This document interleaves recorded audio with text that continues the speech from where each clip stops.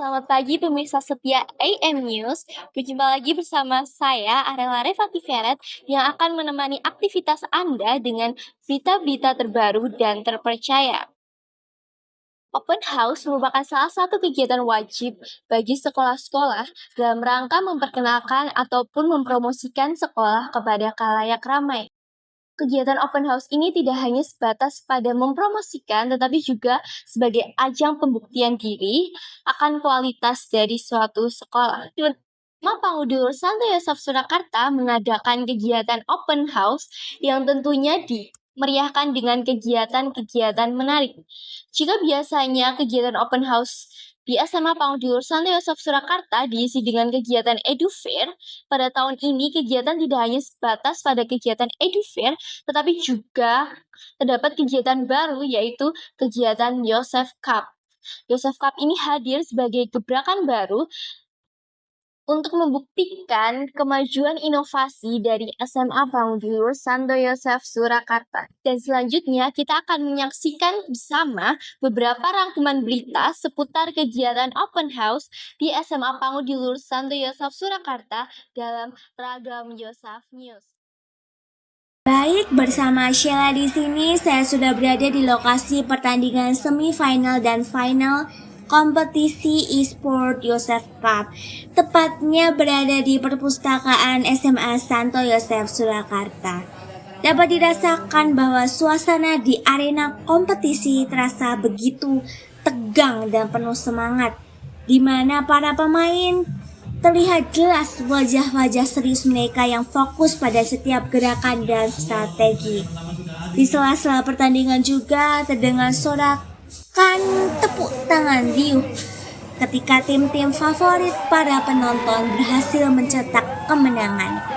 Kompetisi Mobile Legends ini menjadi sorotan di mana para peserta memberikan pertunjukan yang mendebarkan bagi seluruh penonton. Nama saya Gandhi.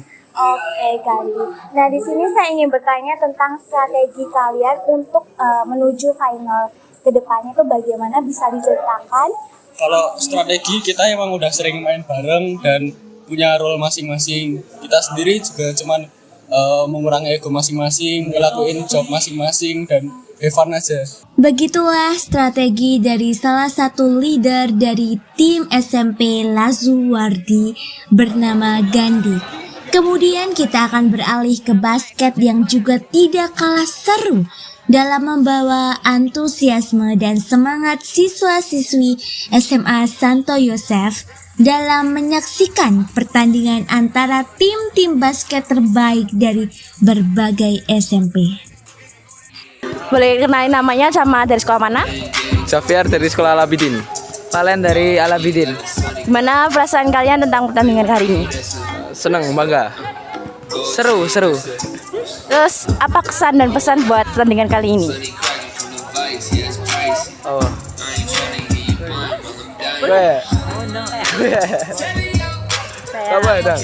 Kembangin lagi atau gimana gitu? Ya, semangat terus. Latihan yang rajin. Sama-sama. Oke, kasih. Ya. Begitulah pertandingan basket antar SMP yang telah mencapai babak semifinal dan final dengan seruan para penonton yang menyemangati para tim yang tengah bertanding dan lolos di babak penyisihan sebelumnya. Yosef Cup berhasil menjadi magnet utama dalam Expo tahun ini. Perlombaan basket diikuti dengan penuh semangat oleh siswa dari berbagai SMP, menciptakan pertandingan yang penuh antusiasme dan semangat sportif. Selain itu, kompetisi Mobile Legends juga menarik perhatian para penggemar e-sport. Sementara, lomba dance yang ditampilkan oleh para siswa-siswi SD dan SMP menampilkan kreativitas dan energi yang tak kalah seru. Expo tahun ini bukan hanya menjadi ajang pameran, tetapi juga ruang kompetisi bagi para siswa dari berbagai tingkatan. Hadirnya Yosef Cup memberikan kesempatan bagi siswa-siswi SD dan SMP untuk tampil berkompetisi dan melihat suasana dari SMA Santo Yosef Surakarta itu sendiri, supaya mereka tergugah untuk menjadi siswa-siswi baru dari SMA Santo Yosef. Sebuah pengalaman yang tidak akan pernah mereka dapatkan di Expo tahun sebelumnya. Baik, di sini saya sudah bersama dengan Pak Alfian sebagai penanggung jawab e-sport. Nah, di sini kita akan mewawancarai tentang bagaimana e-sport ini berlangsung. Nah, pertama, bagaimana proses e-sport ini berlangsung? Boleh dijelaskan, Pak Alfian? Oke, untuk prosesnya mungkin dari yang pertama itu kan penyusunan dulu, mau timnya siapa aja. Yang pastinya sudah profesional yang pernah melakukan turnamen, terus kemudian ada lagi yang dibantu sama volunteer yang lain. Terus pastinya ya koordinasi dengan tim yang harus diutamakan juga. Nah, di sini saya juga ingin menanyakan tentang harapan Pak Alfian sendiri. Jadi, apakah Bapak ini punya harapan untuk Yosef Cup ke depannya? Bisa dijelaskan harapannya? Untuk harapan di Yosef Cup ke depan yang tahun 2025 ya, oke, semoga yang pastinya pembukaan dari lomba atau pembuatan dari entah itu iklan, flyer dan lain-lain itu harus disegerakan, karena kalau 1 bulan itu terlalu pendek menurut saya. Nah, kan kalau dilihat dari target atau capaiannya kan itu sebenarnya masih kurang banget ya. Yang aslinya itu 32, ada yang berapa peserta gitu belum memenuhi target. Ya pastinya kalau semisal banyak pesertanya pastinya ya hadiahnya pasti ya lebih banyak juga. Nah, terus kemudian lah harapan lagi mungkin fasilitas harus dipenuhi lagi dari pihak sekolah. Itu aja. Baik, terima kasih atas penjelasannya Pak Alfian. Nah, di sini saya juga ingin bertanya tentang perasaan Bapak setelah lomba-lomba yang kemarin, lomba penyisian, terus habis ini juga ada semifinal dan final. Nah, perasaan Bapak setelah ini tuh bagaimana?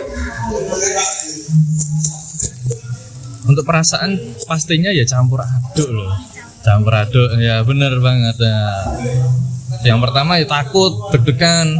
Takutnya kalau ada peserta yang komplain dan bagaimana itu. Tetapi ya beberapa sudah saya jelaskan waktu technical meeting, ada rules yang harus benar-benar dipatuhi. Terus kemudian perasaan seneng pasti juga ada, karena kita udah hari kedua untuk saat ini, yang hari pertama juga sudah terlaksanakan dengan sempurna. Terus juga melihat dari peserta, mereka juga seneng, nah, mereka seneng, kita pun juga ikut senang juga gitu. Baik, terima kasih atas kesempatan untuk mewawancarai. Sekian berita seputar Ragam Yosef News. Saya Arela Revati Ferat, pamit undur diri. Sampai jumpa dan terima kasih.